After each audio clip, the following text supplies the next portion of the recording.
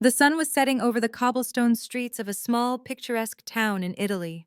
The air was warm, the smell of fresh basil and garlic carried on the breeze, and the distant chatter of tourists mingled with the soft melodies of street musicians.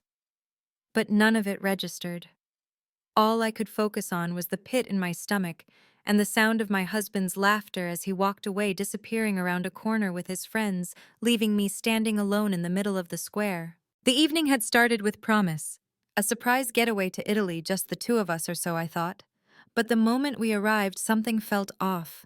The tension had been building for months, but I didn't know then that this trip was just the beginning of the unraveling. It was supposed to be a romantic escape, a chance to reignite the spark that had been slowly dying between us. But Gregory, my husband of 25 years, had different plans. The moment we got to our rented villa, he mentioned something about meeting his old friends for a casual drink. I was fine with that, of course.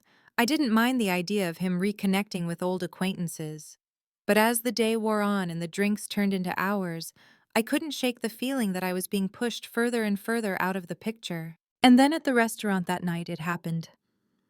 As I sat alone at the table nursing my glass of wine, I overheard a conversation that would change everything. Isn't it hilarious how she doesn't even know I heard one of Gregory's friends say, his voice thick with laughter? She's so clueless. I froze, the words slicing through the air like a knife.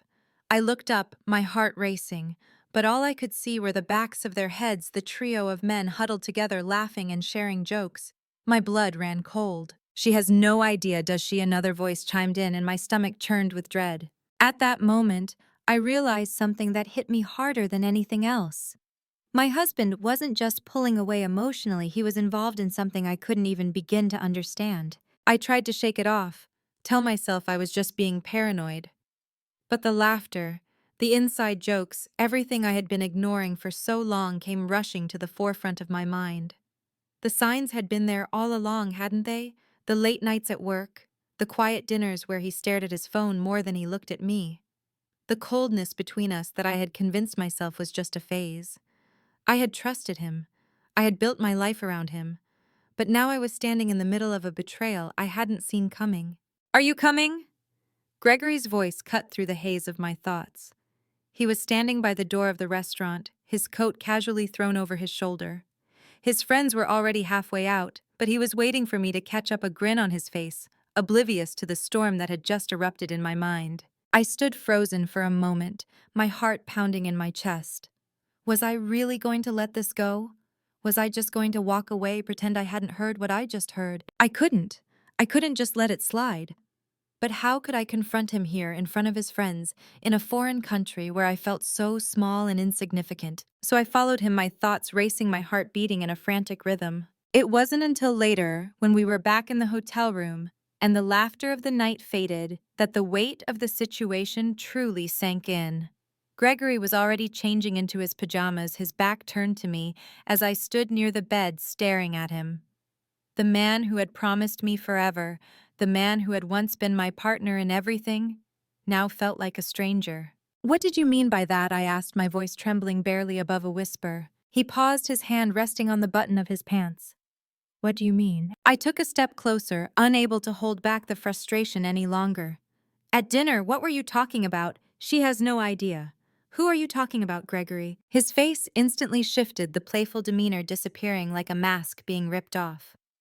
He turned to face me, his eyes darting away for a second, and I saw it. The guilt, the defensiveness. "Bianca, it's nothing. You're overthinking things. Just relax." "Relax." My voice raised an octave, my anger boiling over. "You think I'm overthinking it? I heard you, Gregory. I heard everything." For a long moment he didn't speak.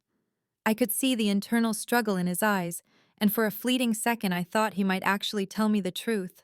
But instead he just sighed and sat on the edge of the bed. "It's not what you think, it's just a joke, Bianca." A joke. I felt my chest tighten, the betrayal sinking deeper into my bones. "You're telling me you're joking about me, about our marriage? I'm not stupid, Gregory. I know what's going on. I heard you laughing at my expense. I didn't," he started to say, but I cut him off. "No, don't lie to me," I said, my voice shaking with rage. "I've had enough of your lies, enough of your games." The silence between us stretched on thick with unspoken truths. I could feel it now. The fracture that had started so small, so quietly between us was now a chasm that I couldn't ignore anymore. Gregory had betrayed me and he thought he could brush it off like it was nothing. But I wasn't going to let that happen. Not anymore. I'm done, Gregory. I said, my voice firm now, like I was making a decision I could never take back. I'm done pretending everything's fine. You and I, this is over. His face twisted in disbelief as if he couldn't comprehend what I was saying. What, Bianca, don't be ridiculous. We can talk this through. No, I said, my voice sharp. There's nothing to talk about. You've already shown me who you are and I won't be your fool anymore. I turned toward the door, not wanting to hear any more of his apologies, not wanting to listen to the lies that would follow. I wasn't going to be manipulated anymore. Not by him, not by anyone. And as I walked away from the man I had once loved, I knew that this was just the beginning. The beginning of my journey to reclaim my life, my power, and my sense of self. I wasn't going to let him or anyone dictate my worth anymore. The next few days were a blur of emotions, each one crashing over me with its own force. Gregory tried to reach out, leaving messages, sending texts, calling me multiple times, but I didn't answer. I couldn't. His words, his promises that it was just a joke, and that things had gotten out of hand had no place in my world anymore. I was no longer the woman who would believe in empty apologies or allow myself to be the punchline of a joke. But as much as I tried to block him out, the reality of the situation slowly seeped into my mind. The betrayal wasn't just emotional, it was a violation of everything we had built together. Gregory hadn't just disrespected me, he had disrespected our family, our marriage, and the love that I had devoted so many years of my life to. I couldn't deny it anymore. He had taken me for granted, and now I had to find a way to reclaim my dignity. But how? What was I supposed to do now? The small town we were staying in became a prison. The beauty of the Italian streets, the charming cafes, the historic architecture, it all felt like a cruel reminder of what I had lost. Every corner I turned, every beautiful view, all I could think about was how I had been abandoned in the most painful way possible by the man I had trusted the most. I spent that first night alone in our villa, sitting in silence. The weight of the betrayal felt like an anchor around my chest, pulling me deeper into a sea of self-doubt and anger. But then something inside me shifted.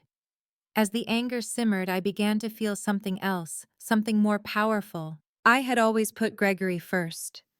I had sacrificed my own dreams and desires for the sake of our family, believing that my love for him would be enough to make everything work. But it wasn't enough, and now I had to fight for myself. I knew I couldn't let him continue to control the narrative. He might have thought he was getting away with everything, might have thought he could leave me stranded in a foreign country and laugh about it with his friends. But I was going to turn the tables.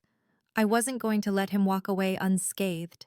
He had underestimated me, and it was time to show him just how wrong he was. The first step was figuring out how to get back home. I knew I couldn't just pack my bags and leave quietly. Gregory had arranged the entire trip and I was at his mercy. But I was smarter than that. I wasn't going to let him think that he had the upper hand. I began to make plans in secret, working quietly, as I set everything in motion.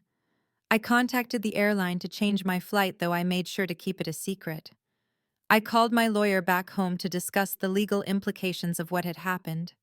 I wasn't sure where I was going with all of this, but I knew I needed to be prepared for what came next. Meanwhile, Gregory's attempts to reach me grew more desperate.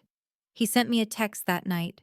"Please, Bianca, I'm sorry. I didn't mean to hurt you. We can fix this. I'm coming to see you tomorrow." I didn't respond. He had no idea what was coming. And he wouldn't until it was too late. The next day, I found myself in the town square again, walking aimlessly as I tried to clear my head. The quaint shops, the beautiful fountains, the laughter of tourists, none of it mattered. It all felt like a joke to me now. A cruel, twisted joke. As I walked past a small cafe, I saw a familiar face. My sister-in-law Mary was sitting at a table outside, sipping coffee and chatting with a local vendor. I hadn't expected to see her here, and the sight of her made my chest tighten. She had always been kind to me, but now I couldn't help but wonder if she had known about Gregory's betrayal. After all, she was close to him, close enough to know things I didn't. I hesitated, unsure whether I should approach her, But before I could turn away, she spotted me and waved. Bianca, she called, standing up and smiling warmly. I'm so glad I ran into you. I've been trying to reach you. Is everything okay? I didn't know what to say. Part of me wanted to confide in her to share everything that had happened, but the other part of me wondered if she was in on it, if she had known what Gregory had been doing behind my back. I forced a smile, trying to keep my composure. Everything's fine, I said, my voice a little too calm. I'm just adjusting to the trip. You know, a lot of emotions. Mary nodded, but I could see the concern in her eyes. You know, I've been meaning to talk to you about something, she said, lowering her voice. I don't want to say too much, but I think there's something you should know about Gregory. My heart skipped a beat. This was it. The moment I had been waiting for. Could she know what had been going on? Had she been part of the plan? My mind raced with questions as I tried to read her expression. Mary, I said softly, leaning in slightly. What do you mean? What do you know? She glanced around, making sure no one was listening before she lowered her voice even further. I think Gregory's been hiding things from you. Not just the affair, there's something bigger going on. Something you're not seeing. My pulse quickened. What do you mean? I asked again, my voice tight with anticipation. What are you talking about? Mary hesitated for a moment, as if she was unsure whether to continue. But then her eyes met mine, and I saw something there, something I hadn't expected. It was pity. I think he's been in trouble, she said quietly. Financial trouble. And it's worse than you think. The words hung in the air between us, and for a moment the world seemed to stop spinning. Financial trouble. Gregory. The man who had always seemed so in control, so steady now, had secrets that went deeper than I could have imagined. I wasn't just dealing with betrayal, I was dealing with something much darker. Mary sighed and looked away, her face full of regret. I shouldn't have said anything, but you deserve to know the truth. My mind raced, but I knew one thing for sure: this was no longer just about infidelity. It was about everything. And I was going to get to the bottom of it, no matter what it took. The weight of Mary's words hung in the air, pressing on me like 100-pound anchor. Financial trouble. Gregory, the man who had always been so confident and careful with our money, was hiding things I couldn't even begin to understand. I couldn't process it all at once, but I knew one thing: this betrayal was deeper than I ever imagined. I tried to steady my breath, forcing a calm that I didn't feel. What do you mean, Mary? I asked, my voice barely above a whisper, my stomach a tight knot of dread. What kind of trouble? Mary shifted uncomfortably in her seat, her hands folding tightly around the edge of her coffee cup. She didn't look at me, her eyes flitting nervously between the ground and the crowd around us. I don't know all the details, she said cautiously, but I overheard him talking to a lawyer a few months ago. He was discussing, well, I'm not sure exactly, but I know it had to do with debts, big ones. And I don't think it's just some business venture that went wrong. He's been hiding it from you, Bianca. I'm sorry, but you need to know. I could barely breathe, the words hanging like a fog in my mind. Debt. Gregory, the man who had always assured me everything was fine, was in trouble, and he hadn't told me. How long had this been going on? I wanted to scream, to demand answers from him right then and there, but I didn't. I couldn't. I had to process it. I had to be methodical, just like I had been when I first discovered his affair. This was no longer just about him betraying me emotionally. It was about something much larger. Something that could threaten everything I had worked for, everything we had built together. Why didn't you tell me this sooner? I finally managed, my voice trembling with a mix of anger and disbelief. Why now? Mary shifted uncomfortably in her chair, her gaze falling to the table. I didn't want to cause any more trouble, she admitted softly. But after I saw you two together and how he's been acting, I just felt like you needed to know the truth. I didn't want you to be blindsided, Bianca. I care about you. I sat there for a moment, digesting her words. She seemed genuine, but a part of me couldn't help but wonder if there was more she wasn't telling me. Still, I knew that whether or not she had been withholding information, it didn't matter now. The damage had already been done. Gregory had been hiding his financial troubles from me, and that was a betrayal in itself. A betrayal that went beyond infidelity. Thank you, I said quietly, my eyes locking with hers. I wish I'd known sooner, but I appreciate you telling me now. Mary nodded, her face full of remorse. I didn't want to get involved, but if there's anything I can do to help, anything at all, you let me know. I gave her a small, tight smile, but inside I felt a rush of anger building. How could he? How could he lie to me about this? Keep me in the dark about something so important? The man I had married, the father of my children, had not only been unfaithful, but he had been jeopardizing everything without telling me a word. I stood up abruptly, the sudden movement catching her off guard. I need to go, I said, my voice firm. I need to think. Of course, Bianca, Mary said quickly, standing up as well. I'm so sorry. I didn't say anything more. I didn't know what I was feeling. Anger, betrayal, disbelief, all of it mixing together into a storm I couldn't navigate. I walked away from the cafe, the town square fading behind me, as I made my way back to the villa. Every step felt like it took me farther away from the life I had known. I couldn't believe what had been happening right under my nose. Gregory had been living a double life, hiding things from me that threatened not only our marriage, but our entire future. Back at the villa, I locked myself in the bedroom and sank onto the bed, trying to collect my thoughts. My phone buzzed in my pocket, and I knew immediately it was Gregory. He had been trying to reach me all day, leaving message after message, each one more desperate than the last. I ignored the call. I had no intention of dealing with him yet. I needed space.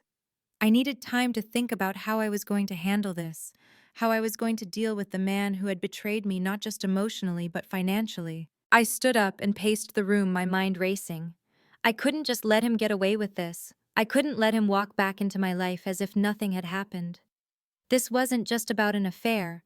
It was about the future of our family, about my children, about everything I had worked for and sacrificed for so many years. I couldn't let him destroy it all. I took a deep breath, steadying myself. This was the turning point. I had spent too many years feeling small, too many years letting him make the decisions, too many years thinking that everything would be fine if I just kept everything together. Well, that illusion was shattered. Now I had to take control. I couldn't let him control the narrative anymore. I picked up my phone and stared at the screen for a long moment. Finally, I tapped out a message to Gregory. I know everything. I'm not playing this game anymore. We need to talk. I hit send, my finger hovering over the screen. It felt like a release, like a weight lifting off my chest. I wasn't the victim anymore. I was the one in control.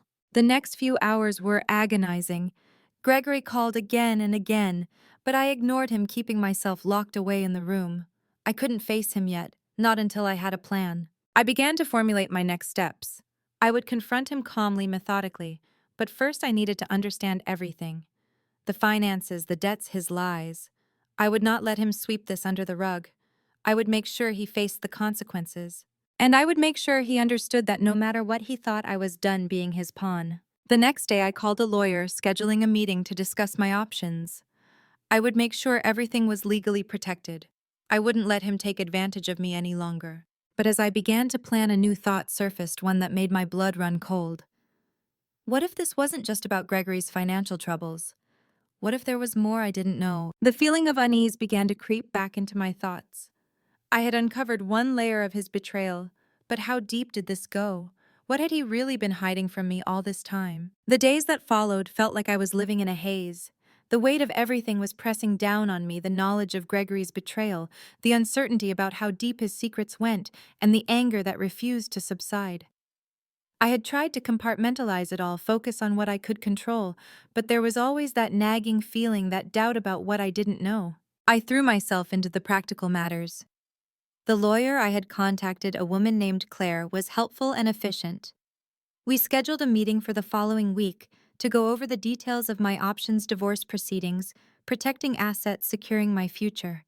But even as I made the phone calls and signed the paperwork, I couldn't shake the feeling that I was missing something. The financial trouble wasn't the only thing that troubled me.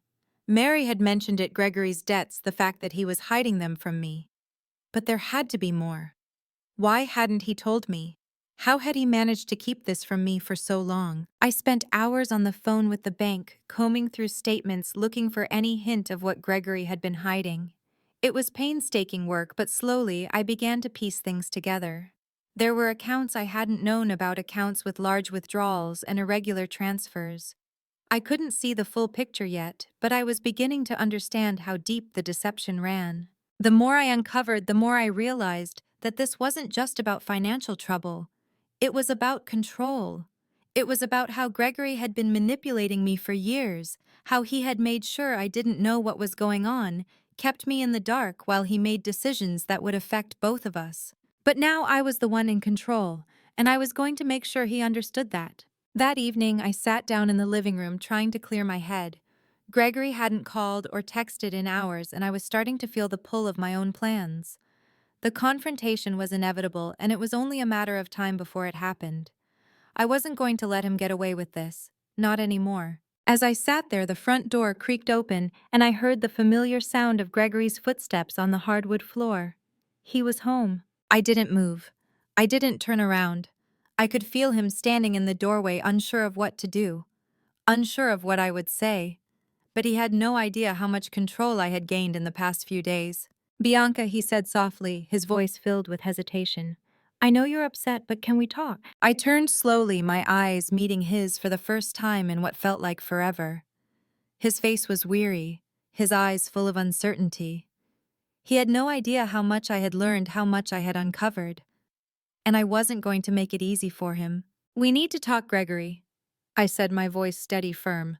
"But not in the way you think. I'm done with the lies. I'm done pretending that everything's fine." He looked at me, his face pale, his mouth opening and closing as if he were searching for the right words.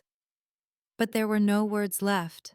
I had heard everything I needed to hear. "Sit down," I commanded, my voice leaving no room for argument. He hesitated, but eventually took a seat across from me, his body tense, as if he could already feel the weight of the conversation to come. I didn't waste time.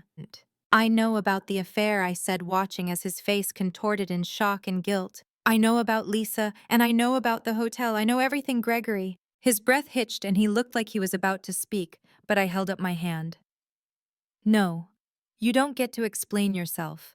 You don't get to tell me this was a mistake or that you're sorry. I'm not interested in your apologies." He opened his mouth, but I wasn't finished. "I also know about your debts." I continued watching as his face drained of color. "I know you've been hiding money from me. I know about the accounts you've opened without telling me the transfers you've made. You thought I wouldn't find out, but I did. And now we're going to deal with it." Gregory sat frozen, his hands shaking slightly. He didn't say a word. He just stared at me, his mouth opening and closing as if he were struggling to form a coherent thought. "You've spent our marriage lying to me, Gregory," I said, my voice steady, each word calculated. "You thought you could play games, thought you could keep secrets from me and still have me by your side. Well, I'm done being your fool. I'm done playing by your rules." He opened his mouth to speak again, but I held up my hand once more. "No, you don't get to speak yet, not until you hear me out." I leaned forward, my eyes locking with his. "You've broken me, Gregory. You've broken my trust, my heart, and everything I thought we built together. But I'm done being broken. I'm done with you." I paused, letting the weight of my words sink in. "I want a divorce, and I'm taking everything I'm entitled to. The money, the assets, the house, everything. You will not get away with this." His eyes widened, panic seeping into his expression. "Bianca, please, I'm sorry. I didn't mean for things to get out of hand. I don't know what I was thinking. You have to believe me, I never meant to hurt you." "Too late for that, Gregory," I said coldly, standing up. "You don't get to play the victim here. You made your choices and now you'll deal with the consequences." For the first time, he seemed to realize that I wasn't the same woman who had stood by him for years, blindly trusting him. This woman, this version of me, was stronger, more calculated, and unafraid to take back control of her life. "I'll file the papers tomorrow," I said, my voice calm as though I were discussing something trivial. "And I'll make sure the world knows what you've done. You'll lose everything, Gregory, because you thought you could have it all without paying the price. But now it's time for you to face the music." He stood up, stumbling slightly as if trying to regain his composure. "Bianca, please, don't do this. We can fix this. I'll do anything you want, please." But I was done listening. I turned on my heel and walked out of the room, leaving him standing there broken and defeated. There was no going back. The game was over and I had won. The days that followed were a whirlwind of decisions, paperwork, and the painful process of untangling my life from Gregory's. The realization that I was taking back control piece by piece was empowering, but the emotions were still raw. As much as I wanted to close the door on this chapter of my life, there were moments when the gravity of everything, the betrayal, the lies, the loss of trust came crashing down on me. I didn't know exactly what I wanted my future to look like, but one thing was clear: it wasn't going to involve Gregory anymore.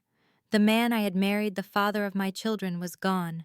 The reality of our marriage was shattered, and all that remained was the empty shell of the life we had built. But I couldn't focus on that for long. I had to keep moving forward. Amelia was my first priority.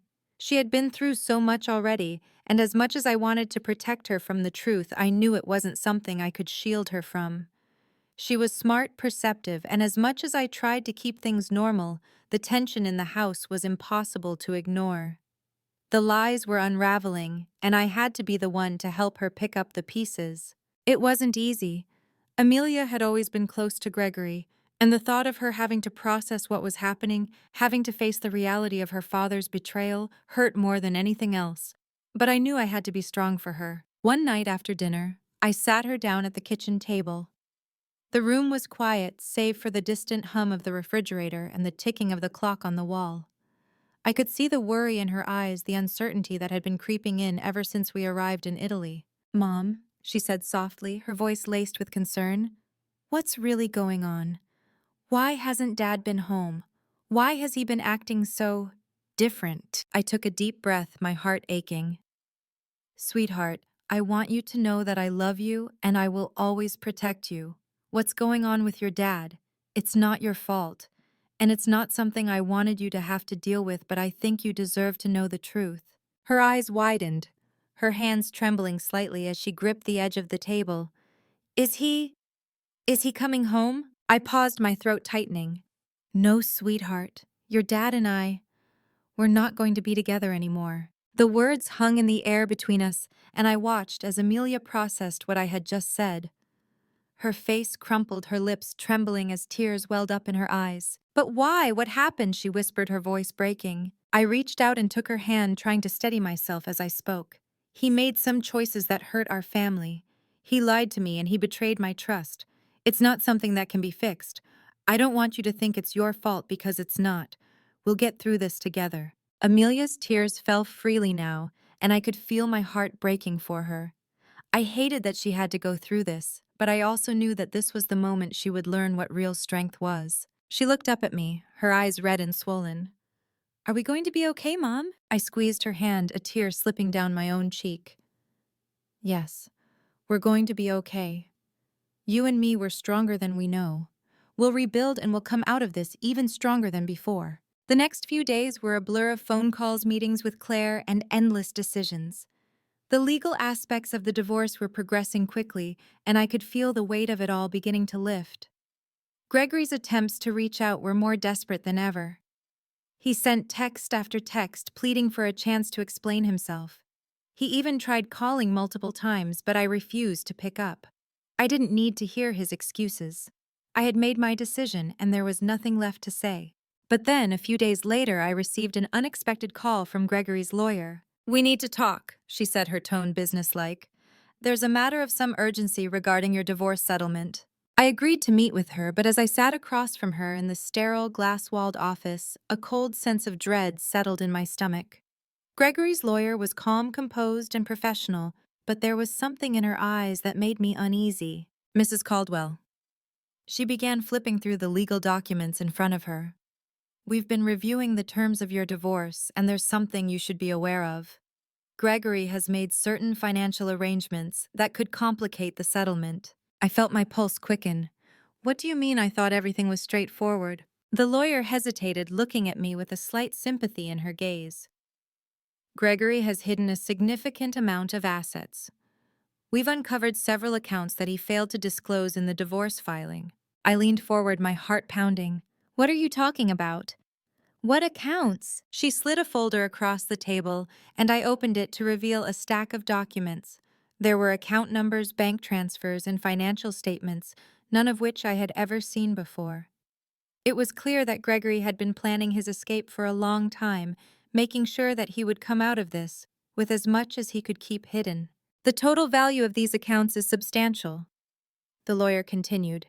And if you want a fair settlement, we'll need to address these discrepancies immediately. My mind was spinning. This was no longer just about the affair or the betrayal. This was about the money, the future I had thought was secure, the life I had built.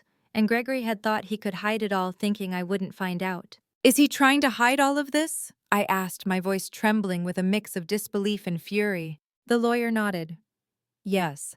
But we can move quickly on this and will ensure that everything is accounted for. The anger that had been simmering beneath the surface of my emotions burst out.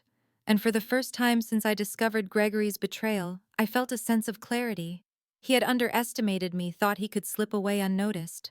But now he was going to pay the price for his lies. I'm not going to let him get away with this, I said, my voice steady with determination. We're going to get everything back. I'm going to make sure of it. The lawyer gave a small nod. I'll begin the process immediately. We'll secure your assets and we'll ensure that Gregory doesn't get away with hiding anything. The thought of Gregory facing the consequences of his actions, of him realizing that he couldn't control this situation anymore, filled me with a sense of satisfaction. But it wasn't just about the money. It was about justice. It was about showing him that I was not a woman to be ignored, a woman to be discarded when things got tough. I was done being his victim. And now I was going to make sure he understood just how wrong he was. The next few days were a blur of meetings, calls, and strategies. I couldn't allow myself to get distracted, not now. Every step had to be calculated, every action deliberate. Gregory's betrayal, the financial deceit, the affair, it all seemed like pieces of a puzzle that he had carefully hidden from me. But now, I was the one holding the pieces, and I was going to make sure everything fit perfectly. I spent hours with Claire going over every document, every account, and every transaction. She was relentless, meticulous in her pursuit of justice, and I appreciated it more than she would ever know. We dug deep into Gregory's finances, uncovering more and more as we went. It wasn't just the hidden accounts or the transfers he'd failed to disclose. There were even more secrets he hadn't revealed. The more I learned, the more my resolve hardened. But it wasn't just the financial damage that struck me the hardest. It was the emotional toll. Each new revelation, each hidden lie chipped away at the image of the man I had loved for so long. How had I missed this? How had I been so blind? The answer was simple. I had loved him too much, trusted him too completely. I had given him everything, and in return, he had taken it all for granted. Amelia noticed the change in me, the way I carried myself with more strength, more purpose. She was still struggling with the truth, and I didn't want to burden her with too much, but she could see the shift. She wasn't blind to the tension in the house, the silence where there used to be warmth. "Mom," she said one night as we were sitting on the couch together, "are we really going to be okay?" I looked at her, her eyes full of the same fear and uncertainty that I had seen in my own reflection all those months ago. But I wasn't that woman anymore. I wasn't the one who sat back and let life happen to her. I wasn't going to let Gregory's betrayal break me. Not again. "We're going to be more than okay, sweetheart," I said, my voice steady and filled with conviction. "We're going to be better than okay, we're going to rebuild." She looked at me, searching my face for any signs of doubt. Finding none, she gave me a small smile. "I believe you, Mom." And for the first time in days, I believed it too. Not just for her, but for myself. I was rebuilding my life piece by piece.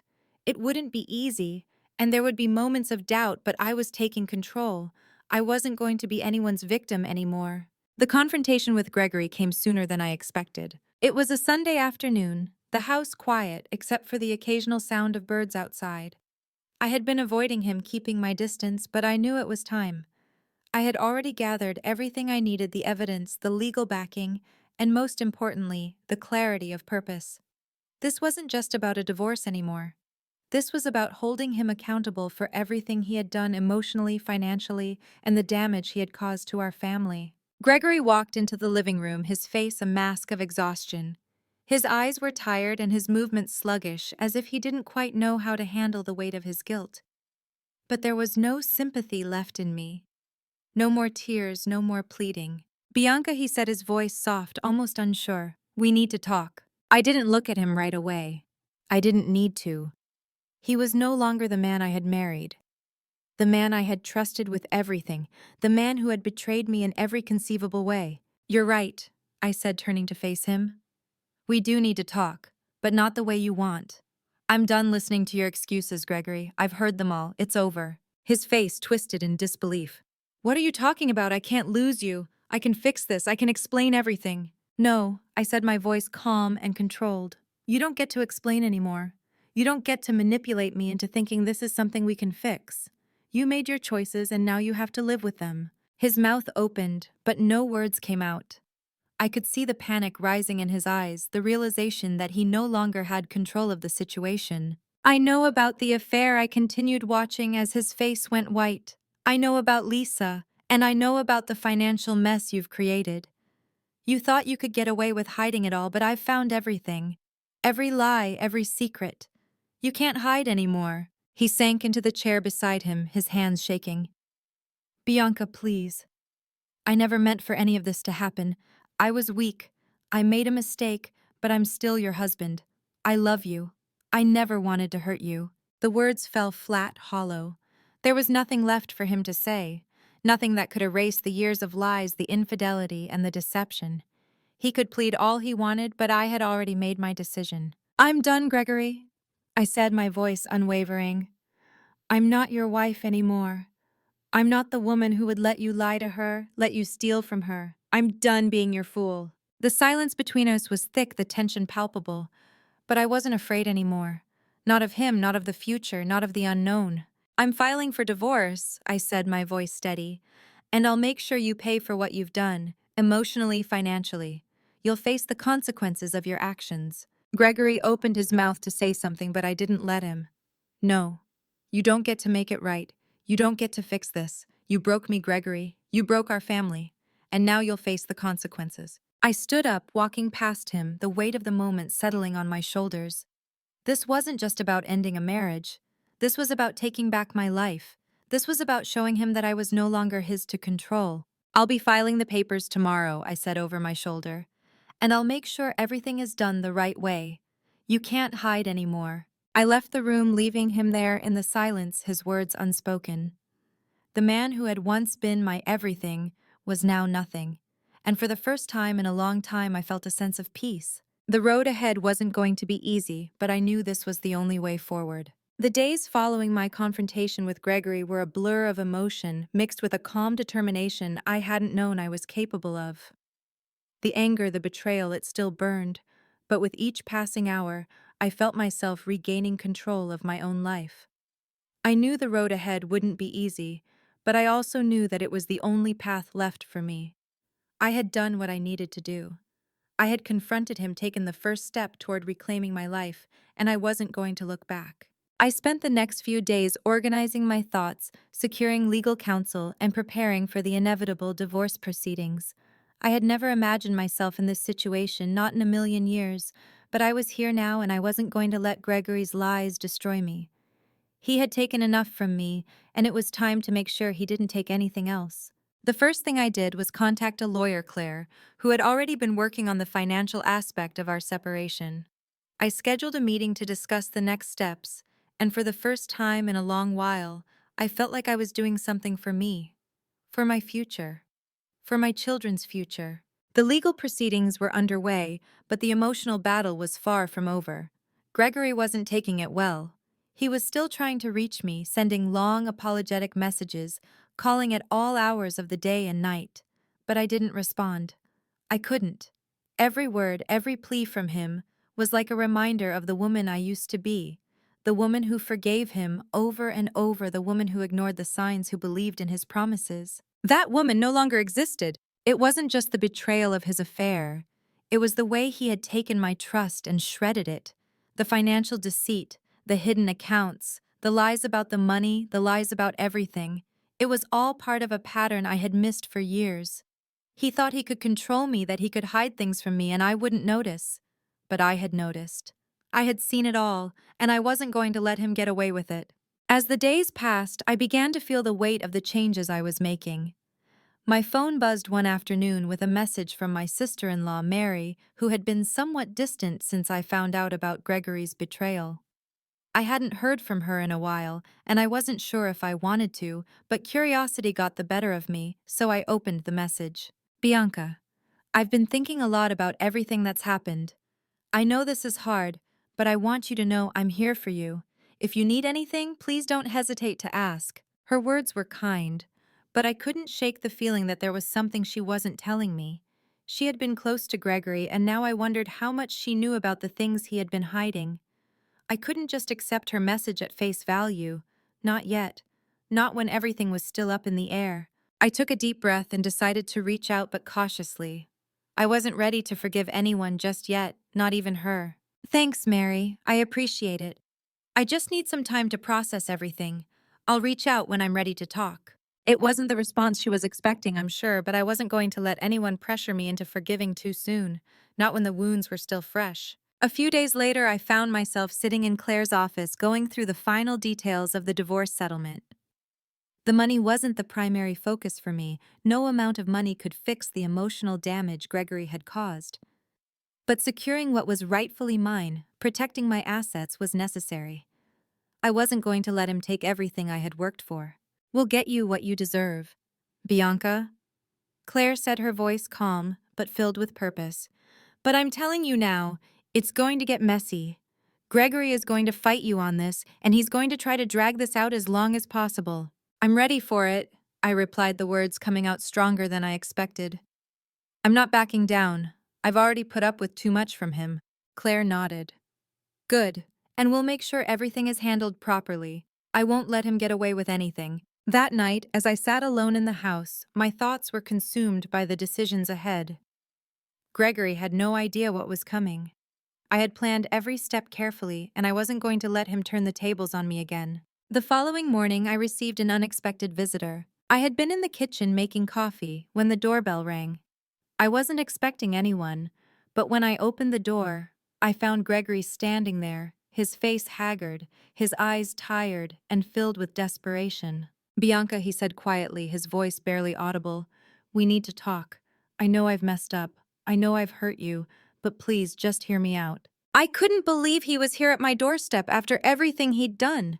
After everything he'd put me through. No, Gregory, I said, my voice steady but cold. I've heard enough. There's nothing left to say. He stepped forward, but I didn't budge.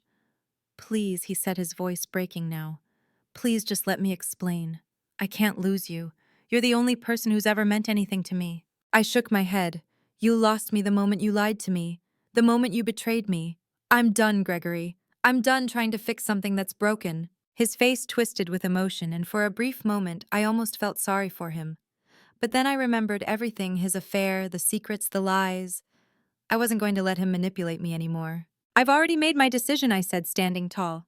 And you're not going to change it. For a moment, he just stood there staring at me with a mix of disbelief and regret. Then he finally turned away and walked off the porch, disappearing into the morning fog. I didn't feel relieved. I didn't feel free. But I did feel something stronger: determination. I was no longer bound to him. I was no longer his to control. I was free to rebuild, to move forward, and to reclaim everything I had lost. But as Gregory left, something in the back of my mind stirred. His desperation, the way he had pleaded with me, it didn't sit right. What if there was more? What if this wasn't over? The door closed with a soft click behind me, and I stood there for a moment, still reeling from the encounter. The weight of Gregory's pleading hung in the air, thick with regret, desperation, and something else I couldn't quite place. Fear, maybe? It was clear that he didn't think I was serious. He thought he could come back into my life at the last minute and fix everything with a few tearful words. But I wasn't going to let that happen. Still, as I locked the door behind me and walked into the kitchen, I couldn't shake the nagging feeling that there was something more I needed to uncover. Gregory's desperation had felt real, but it had also felt strategic. He hadn't just lost his mind out of guilt. No, there was something he wasn't telling me. Something that had shifted in the moment he realized I wasn't going to forgive him. I could feel my mind shifting gears. I need to get ahead of him, I thought. I need to make sure I'm not just fighting for the things he's already left behind, but the things he's still hiding from me. I wasn't going to let him play the victim anymore. The things I had already uncovered about his finances were just the tip of the iceberg. And what was he so afraid of now? What was he hiding? I spent the next few days researching, pushing my suspicions further into action. It was clear to me now Gregory had underestimated me. He thought I would crumble, that I'd let his apology pull me back into his orbit. But I wasn't that woman anymore. I was angry, yes, but that anger was fueling something else, an ironclad resolve. I spent countless hours poring over documents tracking his investments, his accounts, looking for any clue that might give me the upper hand. It wasn't just about money anymore, it was about the power he still thought he had over me, over my life. A week passed, and I began to see the full picture. Gregory had invested in something risky, something I hadn't known about. A company under a different name, one that he had been secretly managing. A company that was in trouble, and Gregory had been scrambling to cover it up. I knew now that the affair had been just one piece of a much larger puzzle. He was hiding not just his infidelity but his financial ruin from me. I didn't want to believe it at first, but the more I found, the clearer it became. He wasn't just hiding his affairs from me, he was hiding the extent of his failures, his mistakes. And now he was trying to salvage the wreckage to keep me in the dark, while he ran off to start fresh with her, the woman who had been part of the mess he had been covering up. The discovery hit me like a punch to the gut. This wasn't just betrayal anymore. This was manipulation on a scale I hadn't even anticipated. He had involved me in his financial mess and his schemes without telling me a single thing. And now, he was running away from it, leaving me with nothing but the shattered remains of our marriage and his lies. But I wasn't going to let him get away with it. Not anymore. I met with Claire again the next day. "We need to move quickly," I said, laying out everything I had found. "Gregory has been hiding everything, his assets, his debts. This isn't just about the affair anymore. He's buried me in this mess without telling me a word." Claire looked over the documents I had brought, her brow furrowing as she took in the details. "This is a lot. But you're right. This isn't just an affair. This is a financial cover-up, a betrayal on a different level. And we need to make sure that when we go after him, we hit every angle. His assets, the money he's been hiding, the businesses he's been involved in. If he's running from this, we're going to make sure he can't hide." I nodded. "I'm ready. I won't let him walk away from this, not with everything he's done. He thinks he's already won. He thinks I'm too broken to fight back. Well, he's wrong." I could feel the transformation happening inside me. The old Bianca, the one who had been unsure of herself, who had spent years trying to please Gregory, who had thought that love could fix everything, was gone. She had been replaced by someone stronger, someone who had learned the painful lessons of betrayal and was now standing on her own 2 feet. I was reclaiming my power. I wasn't going to be his victim anymore. And Gregory had no idea what was coming. Days turned into weeks, and as the legal process continued, I found myself preparing for the inevitable confrontation with Gregory. I knew he would fight back. He was used to being in control, used to hiding things from me, manipulating me. But he had no idea that I was 10 steps ahead. The phone call came sooner than I expected. Gregory was asking to meet. "Bianca, I don't know how much more I can take. I know you're angry, but we need to talk. Please. I'm begging you," he said, his voice strained, desperate. "I made a huge mistake. I can't lose you." I didn't hesitate.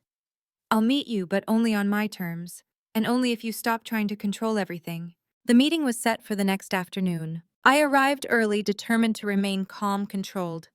I wasn't going to let him manipulate me. I wasn't going to let him play on my emotions or my past. Gregory showed up late, looking disheveled, as though he hadn't slept in days. He sat down across from me at the coffee shop, his eyes darting around nervously. "I've been doing a lot of thinking," he began, but I cut him off. "Stop. You've had your chance to explain. And I'm done listening to your excuses, Gregory." His face fell, and I could see the panic rising in his chest. He wasn't used to this. He wasn't used to me standing up to him, challenging him. But I had no intention of letting him regain control of this conversation. Not now, not ever. "You think you can just apologize your way out of this?" I said, my voice low but steady. "You've taken everything from me. You've lied, cheated, manipulated me, and now you expect me to just forgive you. It's over, Gregory. You made your choices, and now you'll deal with the consequences." He opened his mouth, but I raised my hand to stop him. "No. You don't get to speak anymore. I've heard everything I need to hear. You're not going to control this anymore.